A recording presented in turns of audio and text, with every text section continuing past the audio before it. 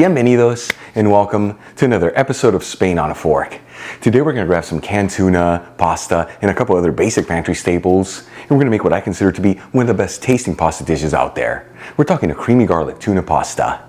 Now the beauty of this recipe, besides the fact that it's so easy to make, is that it comes together in under 30 minutes, yet the flavors feel like they've been simmering for hours. Once again proving that sometimes less is more and the simple things are the best things. Folks, serve this pasta dish next to a garden salad, a crunchy baguette, and a bottle of Spanish wine. More specifically, a white one from the region of Alicante can have yourself the best moment of your day. All right, let's just jump right into this. I'm going to fill a stock pot with some water. You want to go to a little over the halfway point. Then we'll season generously with sea salt and heat it with a high heat.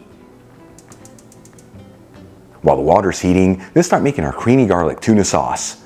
I'm going to drain 2 cans of tuna in olive oil into a fine sieve with a bowl underneath. The size of the cans that I'm using are 4 ounces, which is 110 grams each. Link where you can get the Spanish tuna I'm using in the description box below. And we'll gently flake the tuna to remove any of the excess oil. Then we'll heat a large fry pan with a medium heat and add 3 tablespoons of the reserved olive oil from the canned tuna, which is 45 milliliters. If you're using canned tuna and water here, just use regular olive oil. While the oil is heating, I'm going to finely chop 1 small onion and roughly chop 8 cloves of garlic. Then we'll add the chopped ingredients into the hot fry pan. And we'll mix them around continuously, that way they don't brown too quickly and it all evenly sautés. After 3 to 4 minutes, and the onion is nice and translucent, and that garlic is beautifully fragrant, I'm going to add in 2 tablespoons of all-purpose flour, which is 16 grams. And we'll continue to mix this and go for about 1 to 2 minutes here. This is enough time to cook off the raw flavor in the flour, that way it doesn't overpower the flavors of the dish. After cooking the flour for about 2 minutes, I'm going to add in 1 teaspoon of sweet smoked Spanish paprika, which is 2.5 grams. And a generous teaspoon of dried oregano, which is 1.25 grams. And we'll give it a quick mix, that way that paprika and oregano are well mixed into the rest of the ingredients. As always, the Spanish paprika I'm using is from Kiva, link where you can get some in the description box below, and if you buy it from that link, you'll also get 25% off your order. Then we'll add in 1 cup of milk, which is 240 milliliters. I'm using low-fat milk, but you can also use full-fat, non-fat, or even plant-based milk if you like.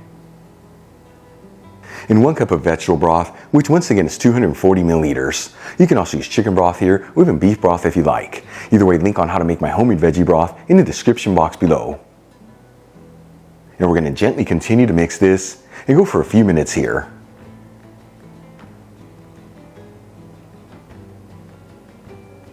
After 3 to 4 minutes, and we've ended up with a slightly creamy sauce, I'm going to squeeze in 2 teaspoons of fresh lemon juice, which is 10 milliliters.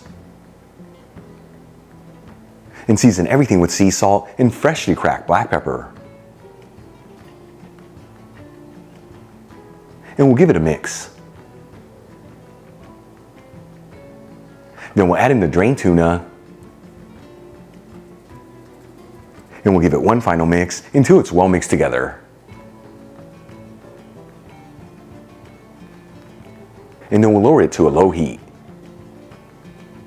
While our sauce is simmering, let's move back to the stock pot. Once the water comes to a boil, it's time to add in the pasta.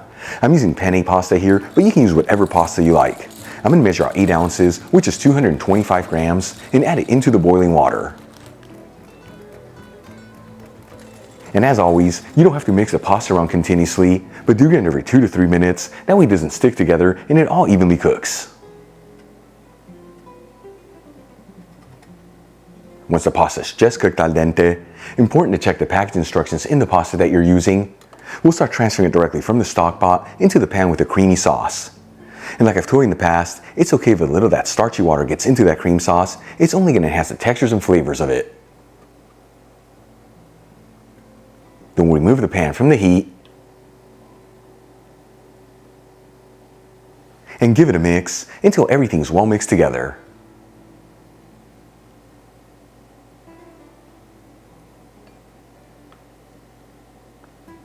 And you can serve this directly out of the pan or transfer it into some serving dishes. Either way, make sure to top it off with a kiss of grated cheese. I'm using a Spanish Manchego that's been aged for 6 months, but you can use whatever cheese you like. And some chopped fresh parsley. Check it out, our creamy garlic tuna pasta is done. Easy to make, beautiful presentation, and all done in under 30 minutes. Let's give it a try and see how it turned out. I'm telling you folks, I'm such a huge fan of canned tuna and pasta that this dish right here has my name written all over it. Big bite, here we go.